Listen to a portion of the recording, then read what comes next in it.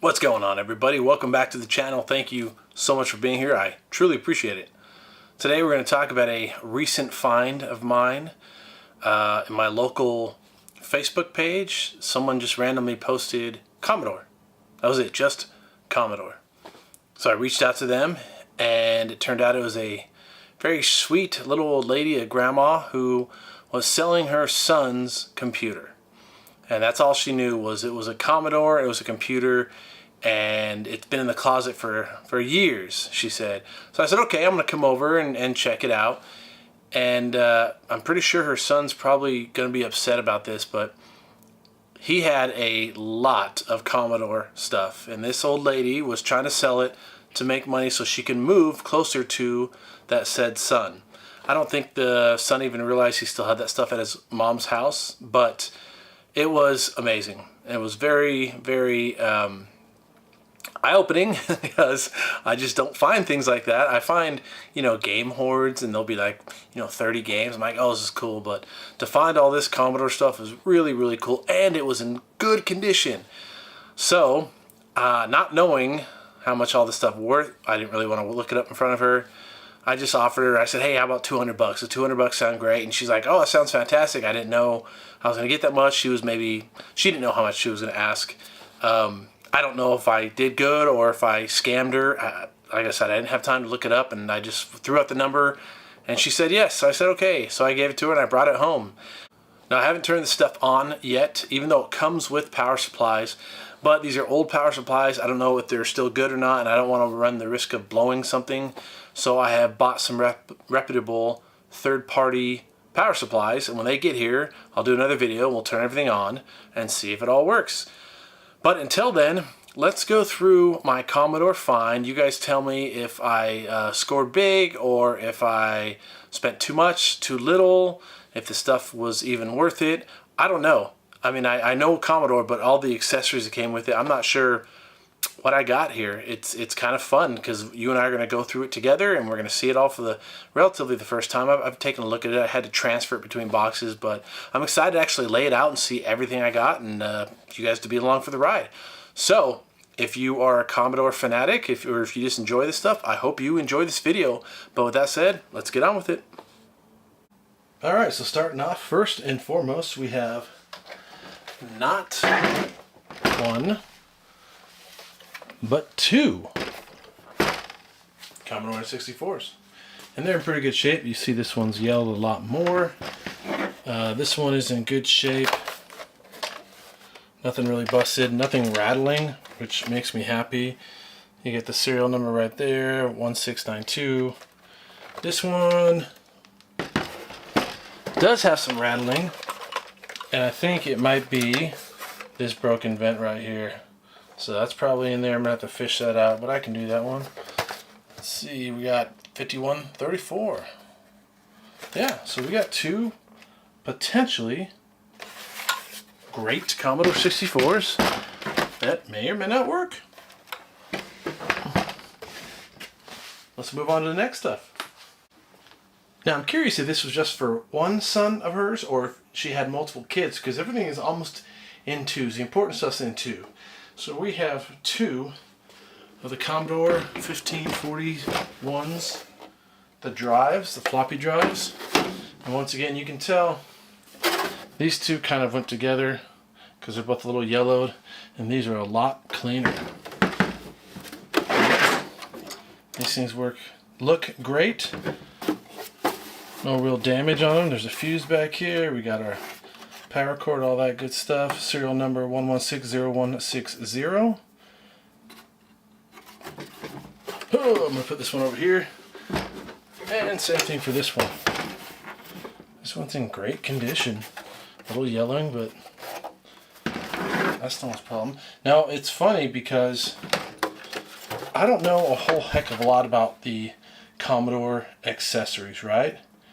But this is the same model, single drive floppy disk, model 1541. This has got the, maybe you guys can let me know, this has got the typical little latch door that you push down and that locks it into place. This one has that little, just the flap one down. And same thing, model VIC 5041. Oh no, wait, let's find out. Am I wrong? Is that the difference? Oh yeah, so this one just says model 1541. And this is the one with the little flappy door. This says VIC 1541, so that must be the difference. That's why they have different latching mechanisms. I don't know, I could be dead wrong, but I could be dead right too. Let me know. Is that the only difference between these two? The mechanism and the fact that one says VIC and one doesn't? I'd be curious to know. Let's keep moving on with what I got. Alright, next up is another heavy boy. This thing right here, whew, it's a printer. This is the Commodore 1526. It's got a paper advance button on the front, and like everything else, let's see. Take two. Don't mind me, that's supposed to fall off. Like everything else, this thing's in great shape. Printer 1526, no VIC there. Yeah. Got your power, you got your fuses, you got your hookups, your little roller. Got a little dust, but man, that's in great shape. Let me put this cover back on. Now, realistically, I'll fire it up to make sure it works, but I'll never try to print with it. It's just one more cool thing to have. Alright, let's keep going. We're not done yet. Oh. Next up is the Commodore plot printer, the VIC 1520. So I wonder if, I don't know, I need to research this. I haven't done any real research on these things. Why this one and that other floppy says VIC on it, I would love to know. I need to reach out to people, maybe Adrian's Digital Basement, and find out what he could tell me. Put that on, but this is in great shape. It still has paper. So this stuff is practically stone by now, petrified, but yeah, great condition, color change, pen change. Look at this. Model number VIC 1520. Alright, a model 1520. So the model, it's weird. This one says model 1520, that says VIC 1520. Once again, I would love to know what the difference is. And I know there's a lot of smart people out there, smarter than me, that know this stuff and could tell me. So I'm just trying to get this lid back on. Let me know, leave a comment, tell me what is the big difference, if there's any big difference at all. But yeah, here is a plotter printer.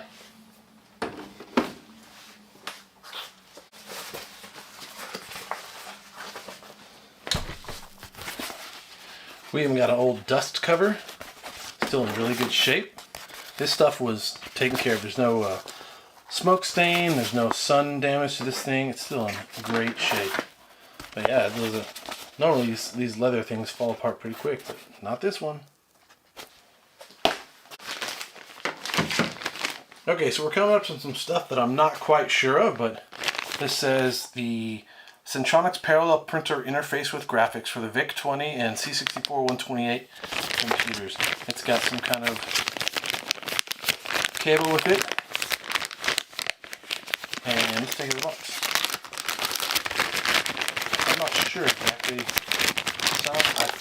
It looks to be maybe a printer interface with graphics. So yeah, you just kind of component that maybe hooks the two. This is kind of the way you communicate between your printer and your computer, maybe? Don't know. It's in great shape, whatever it is.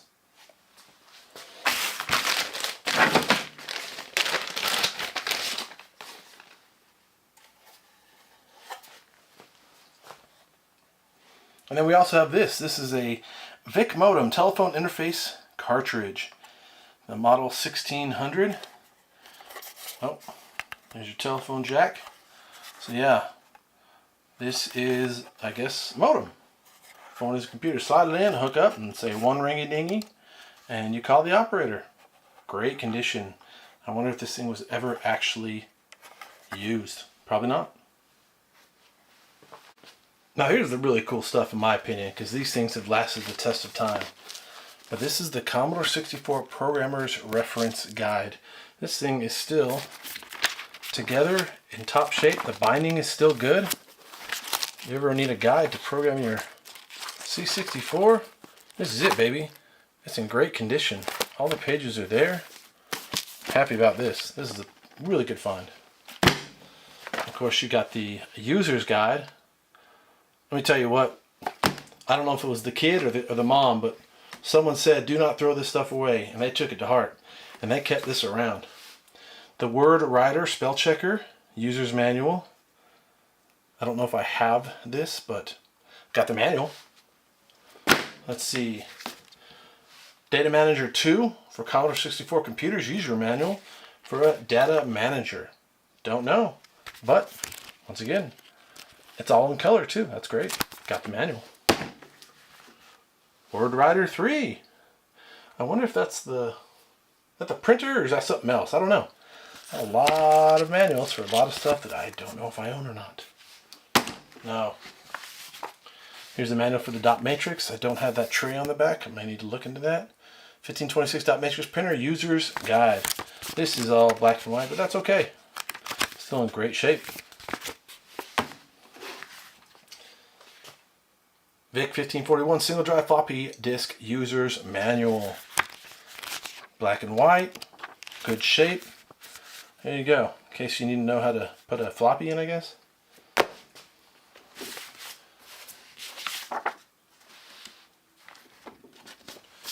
This right here is the Commodore 64 screen editor. Blue, I guess it kind of hotkeys, maybe. Once again, never seen any of this stuff. It gives you a bunch of different random things on how to do random stuff in a bunch of lines. This is program example is what it says, the screen editor. So, I will do some research myself, but if any of you guys know off the top of your head what this stuff is and what it pertains to, please let me know. Leave some comments. I would love to know. Next up is Compute's Gazette. This is a computer magazine from 1998. Trying to cover up the address label. It's still on there, so hopefully I'm doing that right. But yeah, I might thumb through this and for Commodore personal computer users, see what they got to offer, how big 1998 was, and what I missed out on being only 8 years old and not knowing anything. But yeah, Quick Speed Demon 1541. No clue what that means. On the cover though, so it's flashy. Yeah, isn't that crazy though? This is old computer magazine that is in kept such good condition.